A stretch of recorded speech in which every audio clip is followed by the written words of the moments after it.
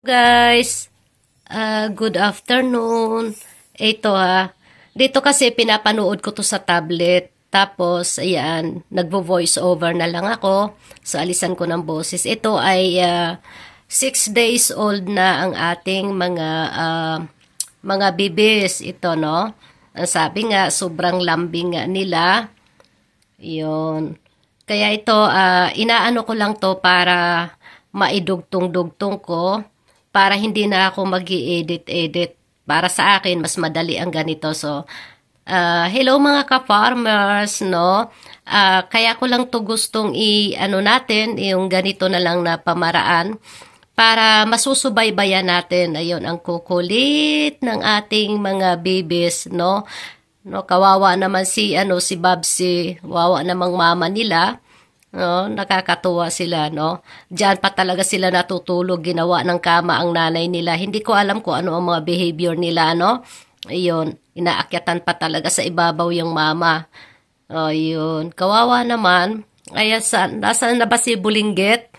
Kasi si Bulinggit nandoon niya lagi yung sa ilalim no, kaya hindi na siya lumaki-laki kasi na ano siya, madalas siyang madaganan. Nakakatuwa. So, ayan. Tapos, i-ano na lang natin to. So, ito naman guys, idugtong natin. Ito yung ating, sa ating farm, no? Farm talaga. Para naman sa isang araw, no, makikita nyo rin ang mga pinagbabago dyan. Kaya tinawag nating farm kasi bukid nga yan, no? Kalidades na, de colores na, no? So, ito yung karugtong. Ayan. Ito yung Xiaocan, no? Itong Xiaocan Beretan, no? Kasi kay sa mister ko. Kasi ang gusto niya kapag magsama-sama daw, alam niyo naman yung probinsya style, no? Maghahanap ka kung saan ka uupo. So, yun, ay ang gusto niyang mangyari na sama-sama sa iisang lugar. Pero may plano ako dyan kahit hindi akin yan. No, may plano ako na lalagyan ko ng yung kusina ba na panggatong, no, dapugan kung sa Bisaya pa. So, ayan namang nakikita nyo, yung nipa na yan is yun ay ang ating tambayan. Sorpresa yan ng aking kapatid sa akin, no, yung sister ko. So, yan, ang kwento dyan guys, kasi yan may tangke. Diyan yung tangke ng ating tubig, no, para hindi siya maaarawan nga. Pero yan, isang araw atin ding baguhin yan kasi alam naman natin na yung ang nipa nga hindi yan nagtatagal at saka yung kawayan nga binubukbok. So yan, dati-rati guys, yan yung nakatayo na yan, CR yan. Kasi meron may malaking dyan yung asawa ko dati, meron siyang kubo dyan. Pero nung bagyong Ulysses, tinabingi yun, kaya pinatanggal namin. So ngayon, hanggat maaari ayaw na namin gumamit nga ng mga nipa-nipa or yung mga native na materialis. Kasi nga, nasasayang ang gastos, no, inaanay, kaya bakal na lang at saka simento ang ating ginagawa. Ay, yung pala ginagamit. Ayan ang tangke ng tubig natin. Ayan yung pinsan ko, asawa ni Nora, no, na dyan sila, yung pamilyang nakatira dyan. Ayun, no, so pinakita ko lang, yan yung ating bukid. So, sa araw-araw guys, ito yung aking libangan, nanonood lang ako kasi nakaka-bored din naman yung buhay na wala tayong ginagawa. So, dito ko minomonitor ang kanilang mga ginagawa, no. Diyan, tinitingnan ko kung ano na ba ang mga nangyayari. Pero wari ko, unang video yata to. Meron pa tong dalawang beses kasi sila mag-send sa akin ng video sa loob ng isang araw. Kasi nga, hindi naman sa talagang sinusubaybayan ko sila para yung mga ginagawa nila. Isa na din yan, pero yung nakakatuwa na magkakape ako pagising ko sa umaga, nakikita ko kung ano ang update doon, no? Ano na ang nangyayari. So, hindi naman yun dahil sa natin talaga sila sinisilip, pero ganun pa man, para kung may mali, madali talagang maitama agad. Kasi hindi maiwasan na minsan may mali silang ginagawa. So, yun. Siguro, na ba ngayon? Biyernes, bukas. Hindi ko alam kung makapagbubong sila, pero ang gagamitin natin dyan kasi yung long span or di kaya yung yung color off, hindi kasi dahil nga wala kaming size na makuha, pero sabi nga ni Mr. okay na yung ordinaryo na lang muna, no? Nagtatagal din naman siya ng mga 10 years, no? So, ayan. So, ito naman, ayan pa rin. Ayan pa din, no? So, ayan pa din si Babsi. Hindi ko alam kung, nako. Tapos, ito naman guys, ito yung kalsa-kalsada. Teka lang po. Kasi mukhang, hindi na teka lang.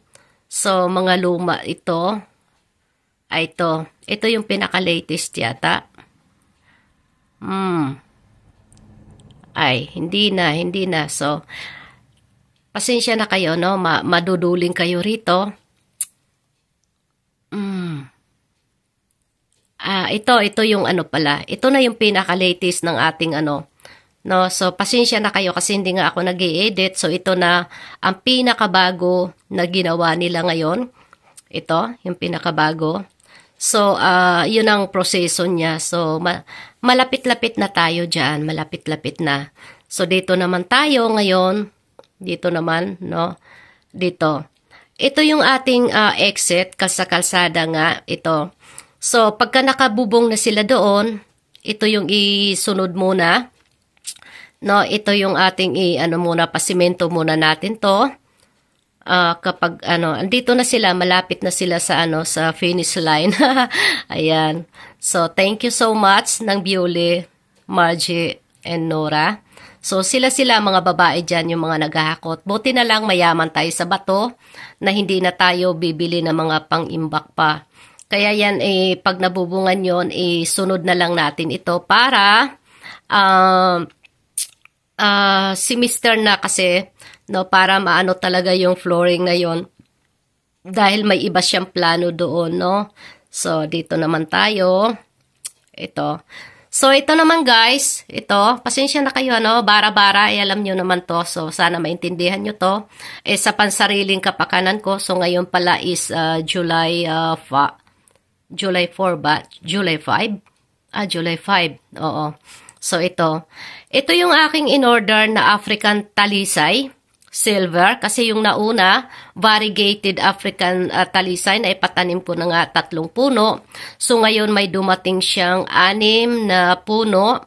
So, galing pa to ng Mindanao. Yun nga, so, yun naman kasi cash on delivery. Kaya hindi nakakatakot. Kaya nga tayo pag umorder, mas maganda na yung cash on delivery para sigurado tayong hindi tayo may scam. Ito, pangalawang order ko na sa kanya. Ito, so, ito kasi kailangan mo muna siya ng ilang kailangan 2 weeks, at least 2 weeks na ilagay muna siya sa lilim. Huwag ka agad-agad itatanim. Siguro mga naglagas yan. Kasi yan, syempre, ilang araw din yan na pinabarko, So, magiging maganda din yan, no? Magiging maganda na rin pag naitanim. Pero yung una, yung African talisay na una, mga 1 month ko pa yon bago siya pinatanim. Kasi ang gusto ko dito, ihilera ko siya dyan sa mga kalsa-kalsada, no? So, yun, inaayos natin yung loob, inuuti-uti natin. Yon ang ating paligid, no? Kasi kahit hindi tayo mayaman, kahit wala tayong pera, basta maganda lang yung kapaligiran, no? Kontento na ako dyan. So, ako naman okay na sa akin yung makakain lang, no? May pangsahod tayo sa ating nagtatrabaho. So, okay na yan. So, at may kubo. Ayan, yan ang aming kubo. Yan ang aming terrace dyan. So, kasi lukong-loko talaga ako sa native, no?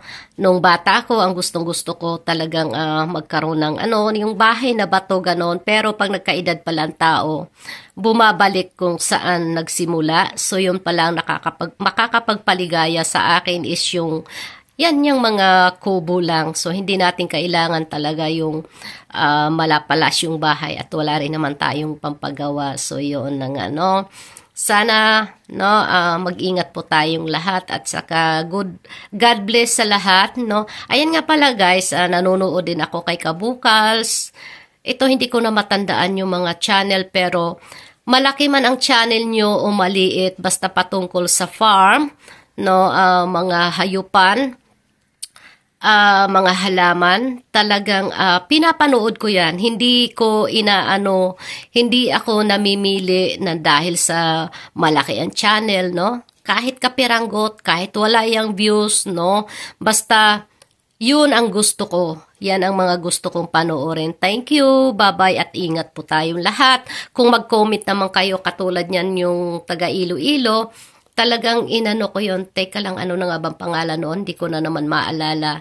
So, God bless. Ingat po tayong lahat. Bye-bye.